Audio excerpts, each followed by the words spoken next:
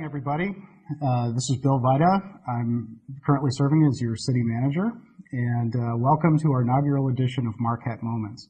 Now, just to kind of give you a little bit of sense of what we hope to accomplish here, we, of course, run all of our programming on channel 191, and that's a public access channel that gives us an opportunity to get a little bit out of the mold of how you might see some of the folks that normally are conducting business or acting in really kind of a impassionate way around the table, and really gives us a chance to kind of become even more transparent, chat about other issues that folks might be interested in, and really kind of focus on the things that don't get covered a lot of times in our regular commission meetings or our real special focus meetings. And so this is the first of what we're hoping will be a sustainable, very interesting community segment that we can get not only staff, our commissioners, our community partners, and other activities going on in the community in, so that you can get a little bit more detailed view of what's going on in Marquette, what makes things tick, and hopefully it'll be something that's interesting and we can see a lot more of. We're also shooting live. This is our first opportunity to test out a lot of the new technology we have in place. So I'd specifically like to thank Tori Dupra and our IT staff and all the folks who've been working to try to make this moment possible. I know it looks a little bit unusual, but we're actually shooting from a temporary studio here inside the City Commission chamber down at Marquette City Hall.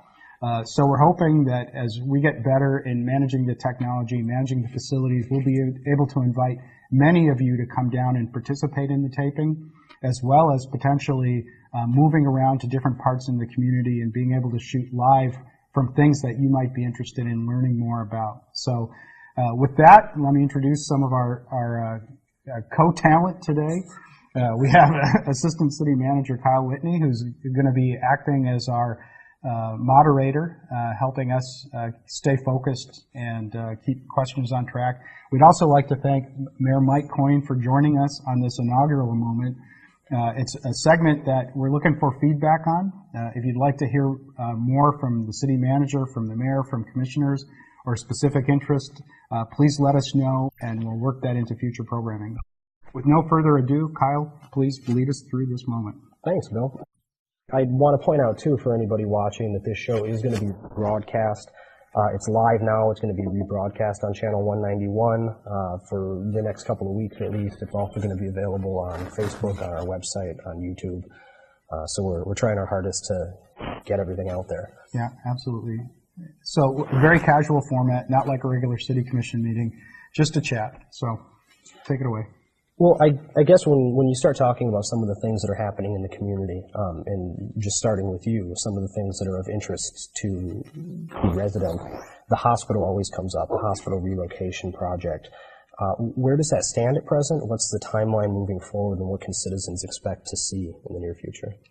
Well, we're focused really kind of just on the service center component, the hospital. What's going to happen with the old hospital? Where's the design for the new hospital? What is it going to look like?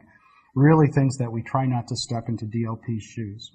Just like if you were building your own home and people were saying, what is the kitchen going to look like? Is it going to have a fireplace or not? That's not really something government ever focuses on. But we know everybody's really excited about hearing about it. We know that DLP is also equally excited in getting the public incorporated as part of their process. Mm-hmm. They've made some pretty hefty commitments that they've done so in a very public way, so they know they're going to have to keep them.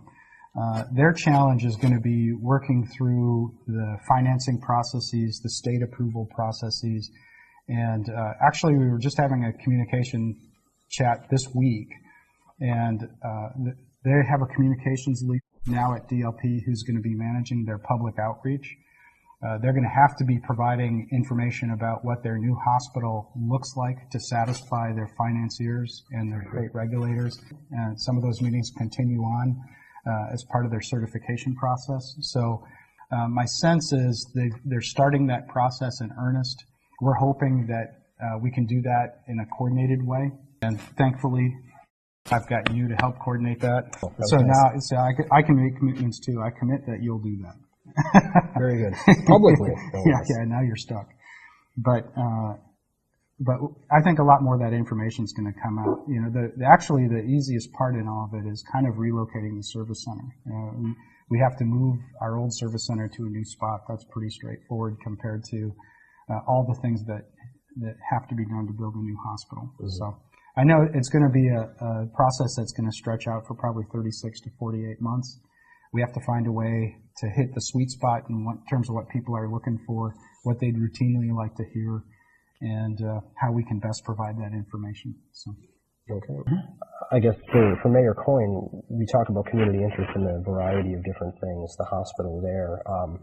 I think one venue for interested parties in the community to see what's going on in the city or in city government or with related organizations is the city open house, which is coming up on February 4th. I believe this is the third time we've done this, the third annual city open house. This is an event I know you've been to before. What do you expect to see from this year's open house? Well, it's a great event. When I first heard about it, I wasn't very excited about it. I thought it was going to be boring, and I went and was very surprised by how much I enjoyed it and how much I learned, frankly. I've been on the commission several times, and I learned a lot. I also met a lot of the city employees who are very dedicated and very proud of what they do. So I think it's a great opportunity for people to come, families. A lot of the children really enjoy learning about various things in the city, meeting firemen and policemen and the like.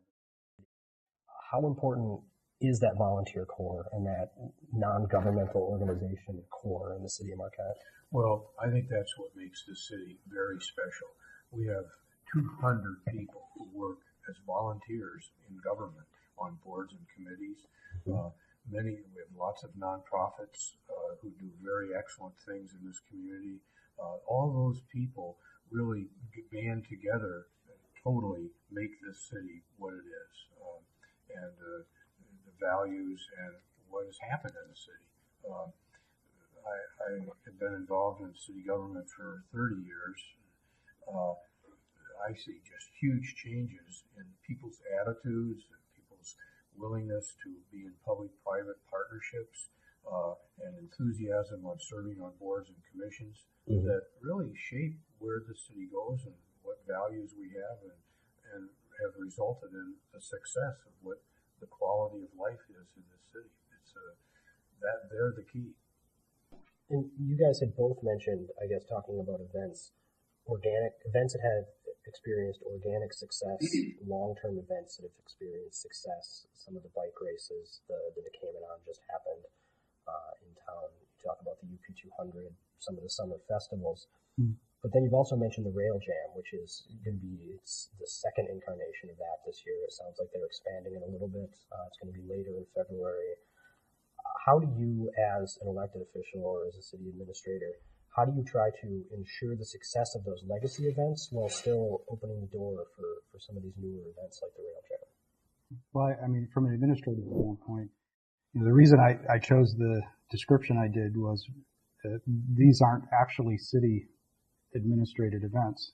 These are things that sincerity in their success is because people want that. Whether it's a government subsidized program or, these things aren't dependent upon a city commission deciding whether or not they want to spend money on having a UP 200 or having a Rail Jam or having any one of these other events. These things are done by groups in the community that love Marquette, sincerely love Marquette, and want to do things here that they enjoy.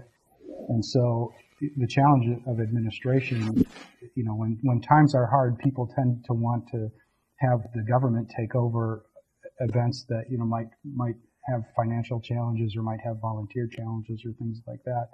And when you do that, of course, you change the regime they have to operate in. The rules of government are different than the rules of a group of people who want to put on a snowboard event. And unfortunately, we can't ignore the rules. So to force them to comply with our rules is the last thing most volunteer activities want to do. And also, from the standpoint of whether or not they become sustainable from a financial standpoint, they can become dependent from a financial standpoint too. And government programs, by and large, have a hard time going away. So over time, if there's not that organic love that drives people to want to put these events on, and we're still doing it 20 years later and nobody's showing up because now the government's running it, and because we always ran it, we keep running it. You really lose part of the most important element of placemaking, which is that absolute pure desire that these groups bring to the table with the things that they're trying to do to make Marquette better. So our biggest challenge is to try to help navigate that treacherous set of criteria to keep postured to do all the great things they want to do with the least amount of interference, but the most amount of support we can offer. So I would just follow up with a kind of an example. None of these great events were thought up by the city government. They were thought up by people. And the city government cannot afford to put all these on because of limited income, which is perhaps appropriate. Taxes are lower. And what it really represents is partnership. Groups partnering with the city. We have an idea. We know, and the city has made it very clear, we can't afford to put these on. If you wish to, we will partner with you and make it happen. And if it's successful, great. If it's not successful, that's also a message the community doesn't support it. So I think that's a very important thing. I'll use an example. I'm on the board of Bay Cliff. Bay Cliff has like 40 programs. They only run about 12 of them. All the other programs are much like this. They have groups who really have an idea.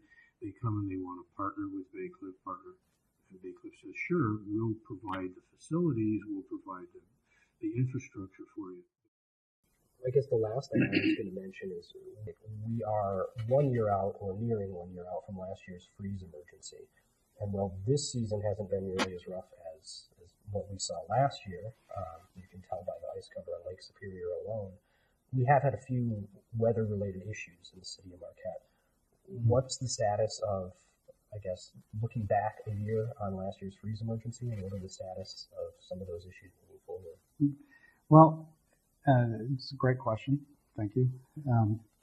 The amount of time it took actually to recover from last year wasn't just the initial response that we had for all the different frozen pipes and frost heaves and thaws and all of the damage that all of that cold weather wrought. You know, I think if people who are following any of the climate discussions on the planet may be familiar with already.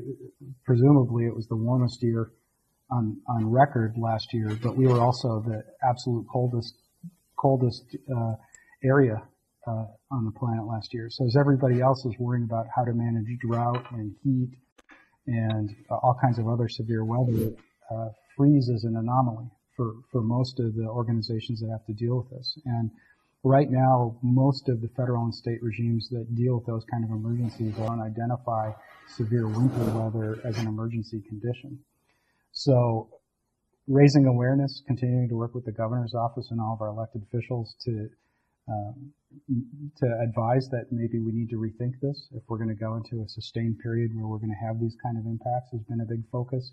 So if you consider it's probably February and March where the worst damage from the storm hit, you know, we were finally actually getting the last bills paid probably in December of last year. And we were already 3 gales into this year's weather season. And even though we haven't had the kind of cold that we had last year, the higher lake levels pretty clearly are having an impact on the shoreline.